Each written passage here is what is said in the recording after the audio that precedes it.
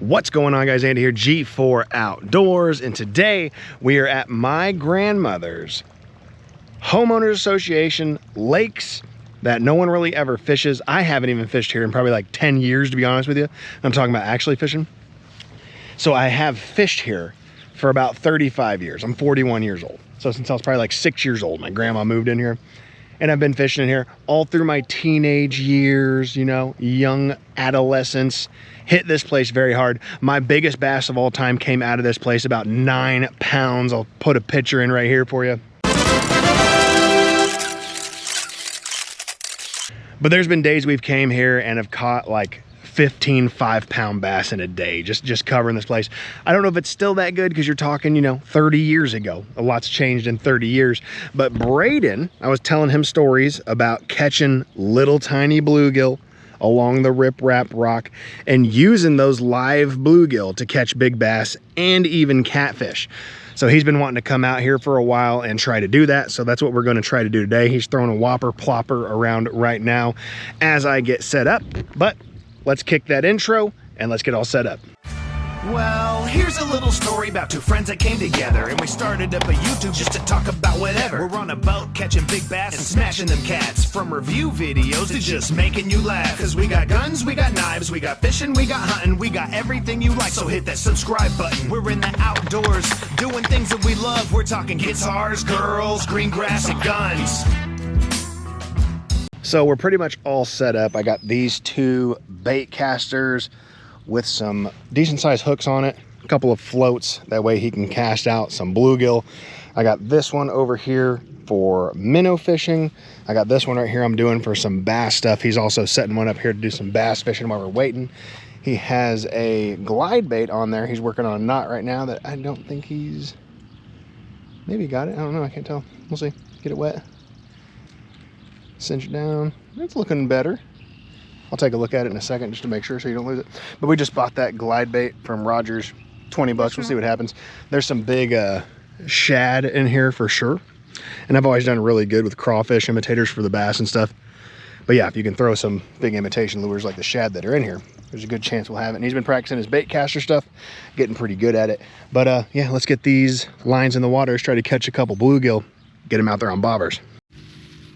Kid leaves his pliers in the middle of the grass. I don't know if you guys are like me, but I'm one of those people that has to be good at everything. And what I saw was my old fly fishing setup in my grandma's garage just a second ago. Probably 20 years old. Had all my old flies and old goofy stuff in it. I was really debating on bringing it just to catch bluegill with it because I'm one of those people that has to be good at everything. So I kind of missed fly fishing. I got into it when I was younger. But what I'm going to do, we just got a little bobber, right? Little hook, my minnow setup that I would usually use for jigging minnows, just with a bobber on it. Went to Rogers Sporting Goods, picked up some minnows in my minnow bucket. Got my little net attached to the top here. I just had a bass come up and follow it. Said he had a bass follow it, but he didn't catch a fish. Tiny minnow. That's the tiniest minnow in the world. And I'm not even kidding when I say tiniest minnow. It is probably the tiniest minnow. Right through the bottom of the lip. Right out the top. You think we're gonna catch one first cast, right? No. When you're fishing, we're definitely not.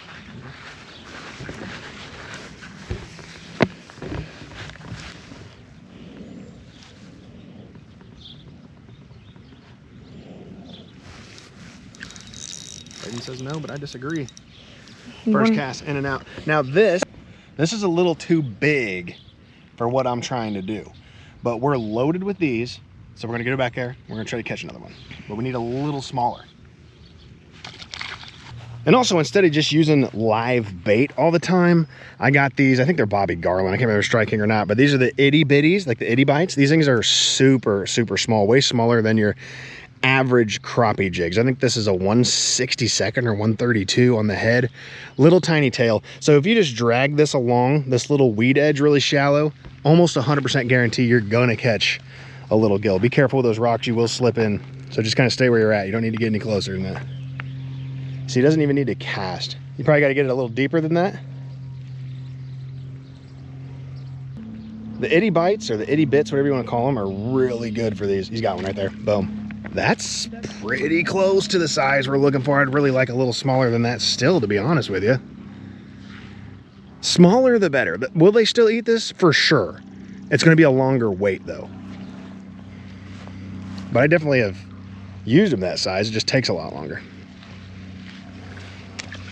But yeah, even if you're coming out here and fishing with your kid and you're not trying to do what we're getting ready to try to do, which is try to get a big catfish or a big bass on a little bluegill, just using these tactics to catch fish all day is a thing you can do. Little tiny jig heads, minnows, worms. Oh, that's a good one. Oh, that's a perfect one, right? That's a good size. I almost kind of still want to go a little smaller, but I'm gonna try this one. We're gonna give him a shot. Let's try that one. So there's bait number one. Let me grab a pole. So the only reason I really don't want to use fish this big, it's not that it's gonna be so much of a process. I need a bigger hook too. That is too big of a process for a decent fish to come get this guy.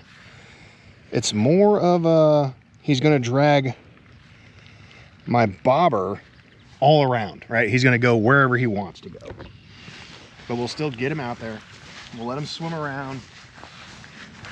And I really don't even know, he might be big enough to where he can take my bobber down, which I really don't like that either.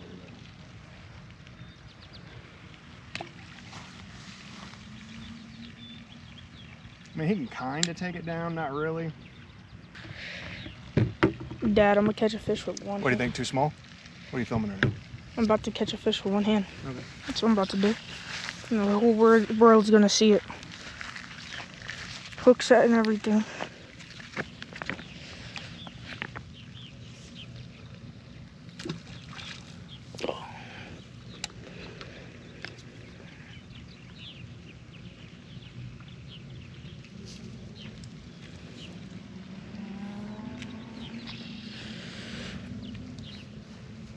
See the camera?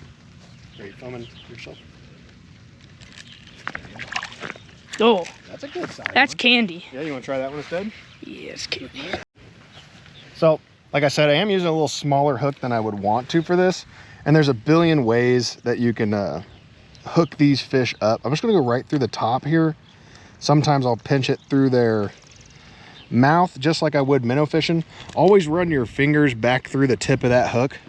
Make sure you don't get any scales on it. You get it all cleared off.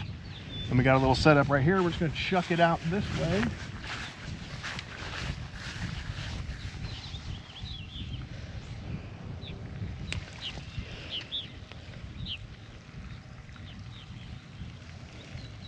He's not, that fish ain't gonna be able to drag that very far. And in this, since I don't really have rod holders out here, we just got to kind of pay attention to what's going on and where these fish are kind of moving and going around to. But this guy's swimming right back to shore.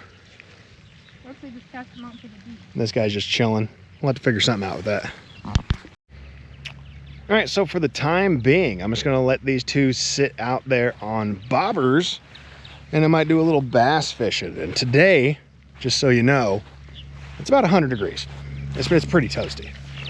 It's another little guy. Is that little enough? No, I think we can get smaller than that. Looking for small.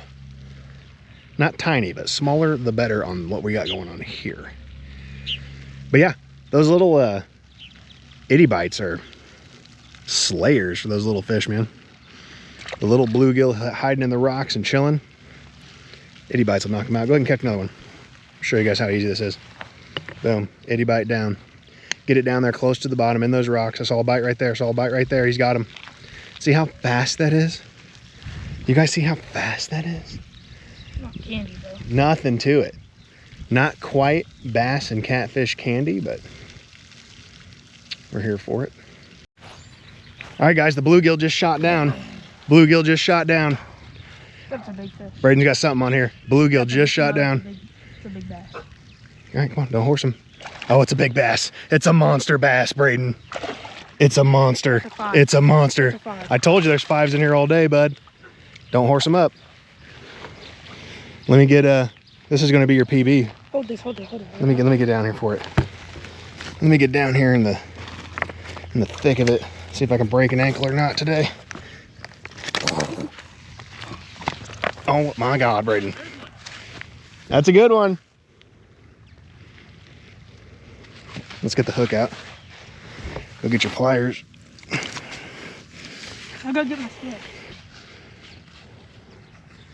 Did I tell you the bluegill candy works or not? I think I told you. That was instant too. That's PB for you, bud. Get the pliers first. Let's get the hook out of his mouth.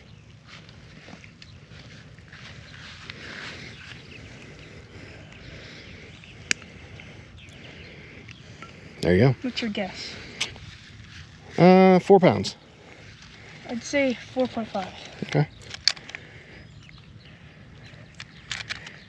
Okay.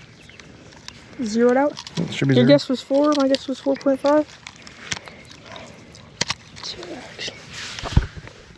Oh, 3.6. I was close on the 4 pounds. 3 pounds, 6 ounces. Is that your PB?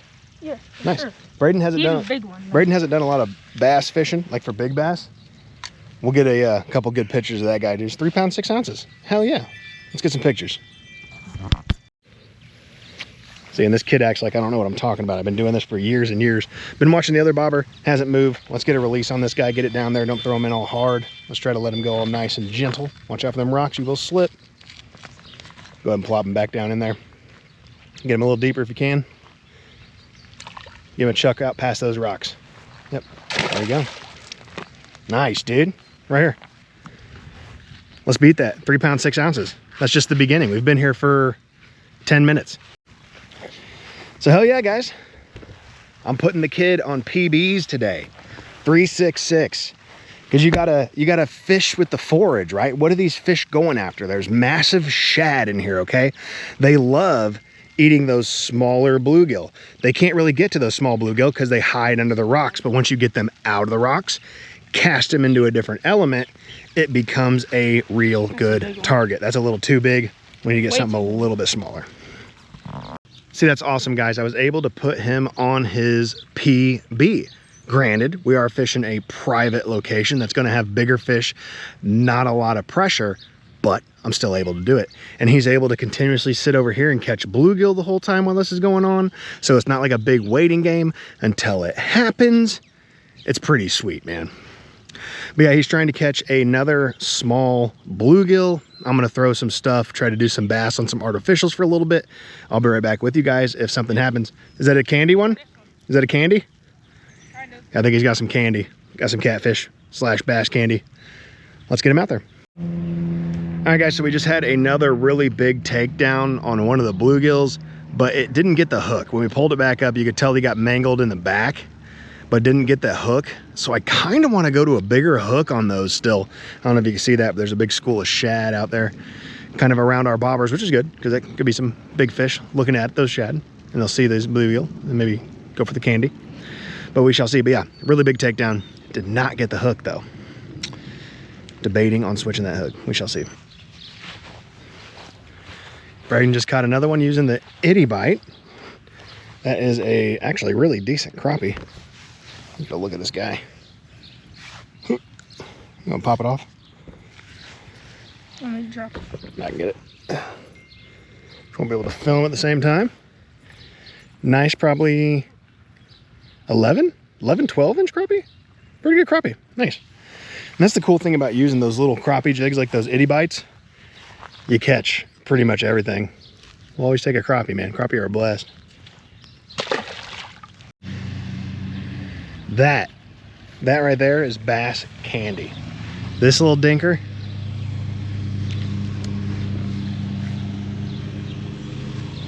this little tiny guy, perfect. So we moved. We were around this point over here on this other side. We moved down closer to kind of like where I parked, and we're just gonna let these soak here in a new spot, and we'll see what happens. It's been slow. We've had a few takedowns, but a lot of pop right back up. So I'm trying to figure out what's going on with that, but let's get this little tiny guy on one of these. So Braden was getting smaller and smaller and smaller, and then got this ginormous one. Look at this thing. That thing's massive, dude. Here you go. There's a little well on the front. Yeah, that little guy we just put out there is moving around like crazy because he was just caught. All the other ones have been on there for a while, so they're kind of tuckered out a little bit. That master. I mean, that one that you caught earlier, that 4-pounder, totally would eat something that size, for sure. Just the waiting game Braden was still throwing that 80 bite over there and just slapping the crap out of bluegill. So many bluegill. Caught that one crappie. I might throw a couple more minnows out and just see what happens. We'll let these soak for a little while longer and maybe go get some food or something. Head home in a little bit. But yeah, no, you can't beat a PB, dude. PB today, dude. It's exciting. I think another one's gonna happen though. This guy's going nuts over here. All right, guys. So we might fish for like another hour to half hour. I just caught this guy. I'm throwing a UV tight lines with the little jig hairs off it. It's about a pound. But I think we're just gonna trade off. I'm gonna let him throw this around and come back, see what kind of fish he catches. I'm gonna take turns watching these bobbers. So let's see what kind of fish Braden gets with this. I'll let this fella go. Braden, about 10 foot inshore. I was getting hits like crazy, just so you know. Catching fish is fun, but being in the shade's pretty fun too. I hope he can make something happen with that. That's gonna be dope if he can catch a giant bass with the UV tight lines crawdad instead of like this. I hope he can get a PB on the artificial. That'd be sick. All right, y'all. We are packing it up. Braden got a new PB. That simple, right? From going with a crappie jig, tiny, tiny, tiny crappie jig, to catching a tiny, tiny, tiny bluegill, to catching a 4-pound new PB bass. That's awesome. You don't have to go buy every swim bait in the world to do bass fishing. You can do just what we did. Go get yourself a tiny bluegill, throw it out on some bobbers, wait and see what happens. Sometimes it's pretty awesome. Thanks for watching, guys. If you like this video, please hit the subscribe button. If you have not subscribed already, please do so. Hit the like button if you like this video. Leave a comment down below. What do you think about Braden's new PB? We're definitely going to come out here again and try this because this is nostalgia for me. I used to do this all the time through my teenage years. If I wasn't skateboarding, I was bringing my friends here and we were trying to catch giant bass, and sometimes we did.